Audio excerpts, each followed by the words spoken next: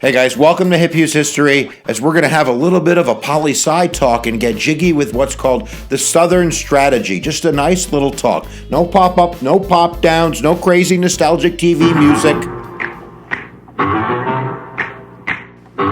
Except for that one, I'm going to do that every time. I just want to talk about it because if you're in an AP government class or a government class, you need to know it. And if you're a lifelong learner, you got an itch for the learning, and I'm here to scratch it. That was creepy. So let's talk about the Southern Strategy, which is a political strategy that's embraced by the Republican Party, really beginning in the 1950s, but big time in the 1960s and all the way up through the 1980s, and some people would argue today, in order to gain white Southern votes and also white suburban votes in the North. But the two big words I'm going to use are de-alignment and realignment. And in political science terms, that just simply means at certain points in American history, groups of people de-align from political party because that political party stops representing their interests. And if the other party is smart, they'll do something to attract that group, and that's called realignment. So when we're talking about the Southern Strategy, now I'm going to use the words in a sentence, we're talking about the de-alignment of white Southern voters from the Democratic Party and them realigning with the Republican Party. And that's kind of the way it is now for the most part, and of course this is a broad statement, but the Democratic Party kind of represents more of the interest of the northern states, and the Republican Party maybe more of the southern states in a very broad way. That's opposite land of where we used to be. So, of course, if you know your history, you know the Democratic Party was born in the South. It's the party of Andrew Jackson. It's the party of slavery. It's going to be the party of Jim Crow. They're racists, right? That's what we're talking about. But yeah, absolutely. But at the same time, it's a party of populism. It's born out of kind of the anti-elitism, the fear of the big banks and the Northerners and industry controlling big government. They're all about states' rights for economic reasons, but also maybe a little bit of the slavery as well. They don't want slaves being free and such, so they believe in this states' rights concept. So if you're a white Southerner, you're definitely a Democrat. If it's before the Civil War and probably after, you're a Democrat. And the Northern Republican Party was founded by Abraham Lincoln, and it was founded on the idea of having a strong federal government, saving the Union, and eventually that's going to mean ending slavery. So if they're going to end slavery and give blacks the right to citizenship and the right to vote, and you're a white Southerner, you are not liking the Republican Party. So to have something happen where you're going to join that political party that fought you in the Civil War, we have to have a strategy. Something has to occur. So following Reconstruction, we could see right away the Republican Party, they have all these freed blacks that can vote for the Republican Party, but they're not going to focus on their issues. In fact, in 1868, when Grant ran, they only gave 5% of their war chest to Southern races. They weren't really interested in that. And in fact, as time goes on, they're going to give up on the South, and they're really just going to utilize the Republican Party of the South really for nominations for the president. Then they're going to concentrate in the North on getting votes. And that's going to allow those white Democrats to coalesce and control the South. That's called the Solid South. All through these elections, as you're seeing me flip them on the board or as you're seeing them in front of you right now, you can see that the Democratic Party always wins the South. They always win the South. We should also mention that this means the Republican Party, although they might be kind of taking for granted these African Americans who belong to the party of Lincoln, they're the ones that for the most part are supporting civil rights. Even when we get to the 1964 Civil Rights Act, it was more Republicans that supported that than Democrats.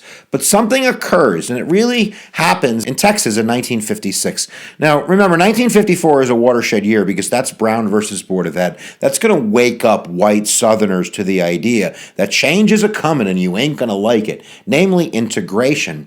So in 1956, something interesting happens, and it's a race in Texas, a congressional race based in Dallas. Bruce Alger was his name, and he had won in 1954 as a Republican in the South, but he was a moderate Republican. His stance on race was one of gradualism, like it's going to occur, let's work with the tides of change.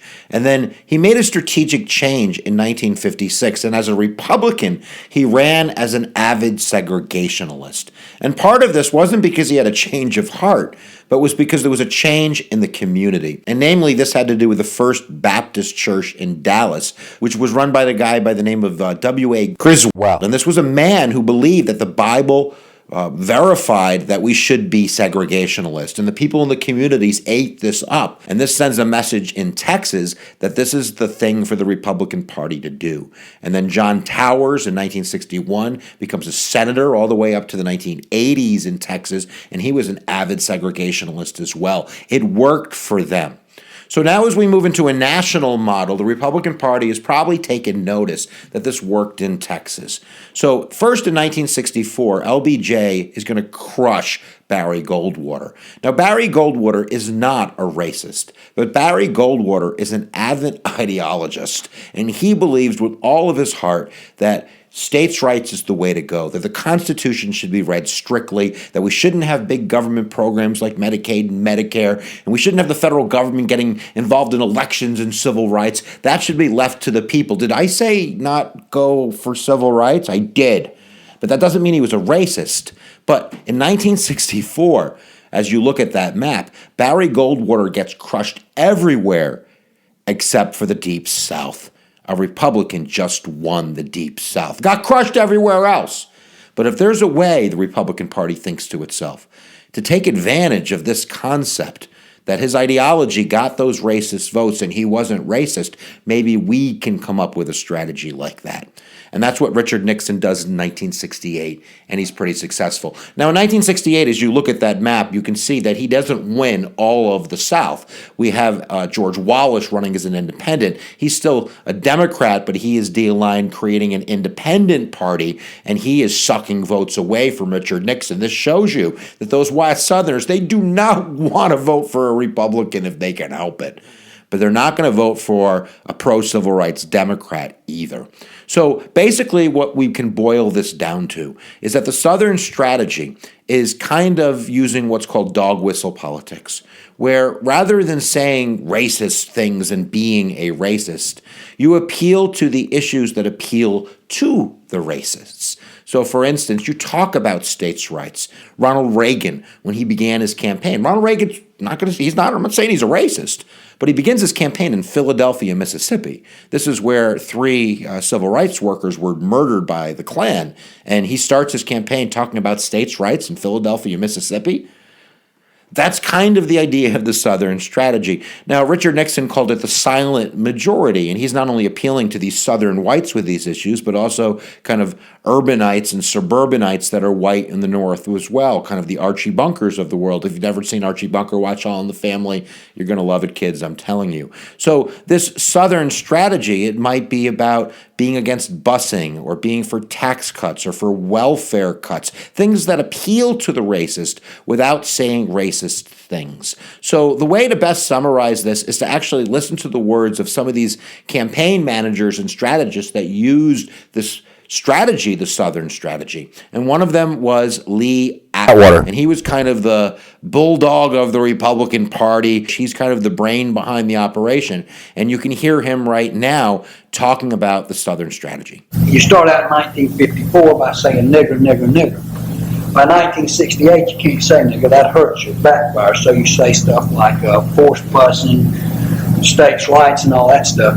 And you get so abstract now, you're talking about cutting taxes and all of these things you're talking about are totally economic things, and the byproduct of them is blacks get hurt worse than white. So when Richard Nixon is talking about the counterculture and how we need law and order, to Archie Bunker in the North, that means we have to, make sure these kids aren't smoking dope on the street. But to that guy in Mobile, Alabama, who's a white Southerner, that means not letting these African Americans getting out of hand. He didn't have to be racist to say that, to appeal to the racist. So when Ronald Reagan says we need to go after the welfare queens, he didn't call out African American women in a racist way, really, but that's what white Southerners heard. At one point, it was said that Reagan was testing phrases, and when he referred to young black men on welfare, he at one time tried young bucks. That didn't work out very well. He changed it. You don't want to look like a racist. You don't want to sound like a racist. You probably aren't a racist, but you need those votes. And that's the idea of the Southern strategy.